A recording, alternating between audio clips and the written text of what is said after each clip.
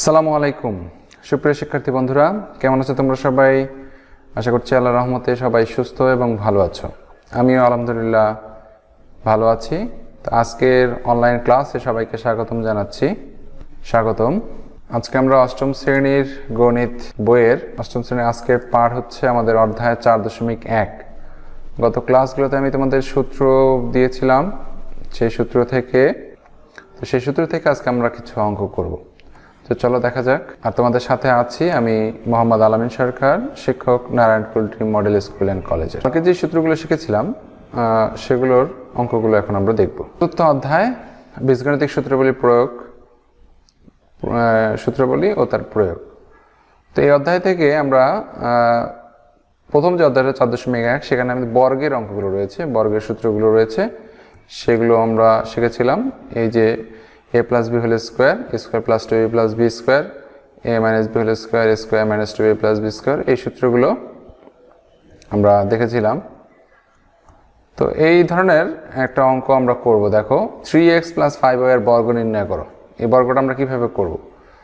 3x plus 5y, সেটা হচ্ছে আমরা যখন দেখো 3x plus 5y এর বর্গ, 3x plus 5y whole square সমান এটা সূত্র হচ্ছে a square plus 2ab plus b square। তাহলে a হচ্ছে 3x square plus 2ab, a হচ্ছে 3x, b হলো 5y, 3x 5y, 2ab plus b square, b মানে হচ্ছে 5y, তাহলে 5y square। তো 3 স্কোয়ার মানে 3 3 9, x স্কোয়ার মাইনাস স্কোয়ার। এবার সংখ্যাগুলো যদি গুণ করি 3 2 6, 5 6 30, এই 30, x আর y গুণ করলে xy, তাহলে 5 স্কোয়ার মানে 2টা 5 গুণ করলে হবে 25, আর y স্কোয়ার তো 9x square plus 30xy plus 25y square. এটাই হচ্ছে 3x প্লাস 5y হোল স্কোয়ারের বর্গ। এটা just a plus b whole স্কোয়ারের সূত্র ভাঙাইলে কিন্তু আমরা পেয়ে যাব। একইভাবে এই সূত্রের সাহায্যে তোমার 25 এর বর্গ নির্ণয় করতে পারো, তাহলে কি হবে 25 স্কোয়ার, মানে আমরা এটা লিখতে পারি 20 প্লাস 5 স্কোয়ার। আরও বিভিন্নভাবেই লেখা যায় 10 প্লাস 15 হোল স্কোয়ার, সবভাবেই একই অ্যান্সার আসবে। তো 20 প্লাস 5 স্কোয়ার যদি আমরা দিই a plus b whole square সূত্র অনুসারে, তাহলে a স্কোয়ার মানে প্রথমটা square 20 square plus 2ab, 20 into 5, 2 into 20 into 5 এর সূত্রে 2, আর b স্কোয়ার হলো মানে 5 স্কোয়ার, তাহলে 20 স্কোয়ার মানে 400, 2 ইন্টু 20 ইন্টু 5 এর মানে হচ্ছে 200, আর 5 স্কোয়ার মানে 25, 25, এই তিনটা যোগ করলে হবে 625। তুমি যেইভাবেই 25কে ভাঙা না কেন যোগ করে এর মান কিন্তু 625ই আসবে। একইভাবে উদাহরণ 3 দেখো 4x মাইনাস 7y এর বর্গ, এটা a মাইনাস b হোল স্কোয়ারের সূত্র, just a square minus 2ab plus b square. Plus থাকলে সূত্র প্লাসের হবে, মাইনাস থাকলে মাইনাসের সূত্রটা অ্যাপ্লাই হবে, 2ab এর সামনে মাইনাস।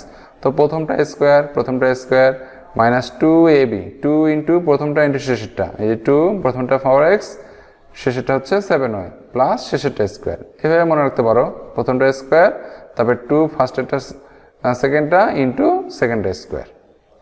তো এটা করলে 4 স্কোয়ার করলে হবে 4 4 16, এস স্কোয়ার, সংখ্যাগুলো গুণ করবো, 4 2 8, 7 8 56, 56xy প্লাস 7 7 49 y স্কোয়ার।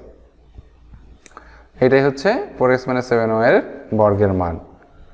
ওকে, এখন উদাহরণ 4 নাম্বারটা একটু দেখো। 4 নাম্বারটা বলেছে a প্লাস b এর মান যদি 8 হয় এবং a b এর মান যদি 15 হয়, তাহলে a স্কোয়ার প্লাস b স্কোয়ারের সূত্র নির্ণয় করো, মানে মান নির্ণয় করো। তাহলে স্কোয়ার প্লাস b স্কোয়ারের যে আমরা সূত্রটা জানি সেটা হচ্ছে a plus b whole square minus 2ab। এটা আরও একটা সূত্র আছে a minus b whole square plus 2ab। তাহলে আমরা কোন সূত্রটা অ্যাপ্লাই করবো? আমরা যেখানে মান দেওয়া আছে যেইটার, যদি প্লাসের মান দেওয়া থাকে তাহলে সামনে যে প্লাসটা রয়েছে সেটা সূত্রটা অ্যাপ্লাই করব। যেহেতু আমাদের মান a প্লাস b ইকুয়াল 8 দেওয়া আছে, তাহলে আমরা a স্কোয়ার b স্কোয়ার সূত্রটা a plus b whole square minus 2ab এই সূত্রটা অ্যাপ্লাই করব, কিন্তু a minus b whole square plus 2ab ওই সূত্রটা অ্যাপ্লাই করব না। তো মান যেহেতু দেওয়া আছে a plus b equal to 8, তাহলে এখানে বসাই দিলাম a plus b equal to 8 square minus 2ab। 2ab এর মান হচ্ছে 15, তাহলে 2 ইন্টু 15, 8 স্কোয়ার 8 64, আর 15 দুগুণে 30, 64 থেকে 30 বিয়োগ করলে এই যে 34, 34, এটাই হচ্ছে a স্কোয়ার প্লাস b স্কোয়ারের মান। এরপরে দেখো 5 নাম্বারটা, a minus b equal to 7 এবং a b ইকুয়াল টু 60 হলে a স্কোয়ার মাইনাস b স্কোয়ারের মান নির্ণয় করো। এখানে দেখো মাইনাসের মান দেওয়া আছে, তাই আমরা a স্কোয়ার প্লাস b স্কোয়ারের সূত্রটাতে মাইনাসের সূত্রটা যাব। এখানে যেমন প্লাসের সূত্রটা গিয়েছিলাম, এখানে প্লাসের মান দেওয়া ছিল তাই প্লাসের সূত্রে গিয়েছিলাম, এখানে আমাদের মাইনাসের মান দেওয়া আছে তাই আমরা মাইনাসের সূত্রের দিকে যাব। তাহলে a square plus b square সূত্র হচ্ছে a minus b whole square plus 2ab।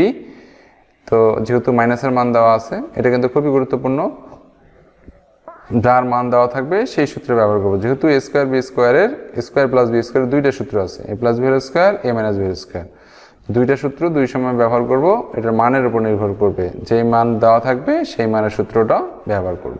তো a মাইনাস b এর মান 7 square plus 2 into ab, 2 into ab এর মান দেওয়া আছে 60, তাহলে 2 ইন্টু 60 মানে 120, আর 7 স্কোয়ার মানে 7 7 49 প্লাস 120 সমান 169, 169 answer.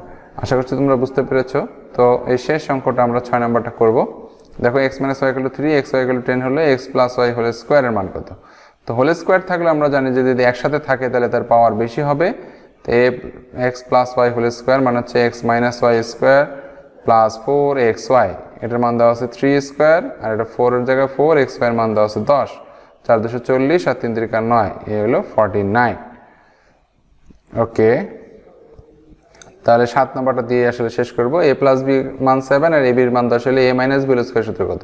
a minus b whole square সূত্র যেহেতু একসাথে হোল স্কয়ার আছে, এক সূত্র হবে a plus b whole square minus 4ab। এগুলো সূত্র কিন্তু ফিক্সড, এটা চেঞ্জ নাই। a plus b whole square সূত্র হচ্ছে minus whole square plus 4ab, আর a minus b whole square সূত্র হচ্ছে a plus b whole square minus 4ab।